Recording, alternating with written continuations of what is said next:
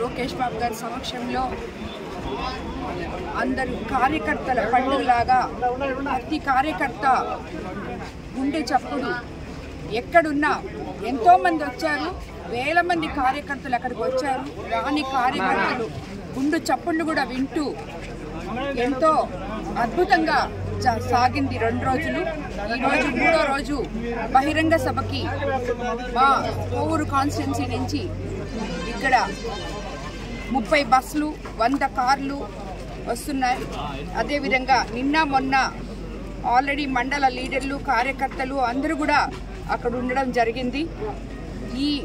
నాకు మొట్టమొదటగా ఎమ్మెల్యే అయిన తర్వాత ఈ మహానాడు ఫస్ట్ మహానాడు ఇంత ఆర్గనైజ్డ్గా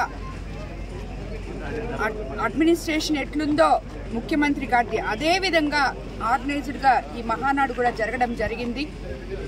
అందులో ఎన్నో కొత్త విషయాలు, కార్యకర్తలకి ఏం కావాలో, నాయకుడు అనేవాడు ఎలా ఉండాలో దిశానిర్దేశం చేసిన ఒక గొప్ప నాయకులతో మనం కలిసి పనిచేస్తున్నాము అనే తృప్తి నాకు కానీ ఎంపీ వేమిరెడ్డి ప్రభాకర్ రెడ్డి గారికి కానీ ఇద్దరికీ అనిపించింది ఈ మహానాడు చూస్తే. కాబట్టి రాబోయే రోజుల్లో పార్టీ ఆస్తి అండదండలు నేటి యువతరమే అని చెప్పి లోకేష్ బాబు ఈరోజు ఈ మహానాడులో అంతా తానై తన భుజాల మీద కార్యకర్తల భారం ఎలాగైతే మోస్తున్నారో ముందుకు కూడా అదేవిధంగా కార్యకర్తలను తీసుకెళ్తారు అని చెప్పి మేమందరము ఆశిస్తున్నాం.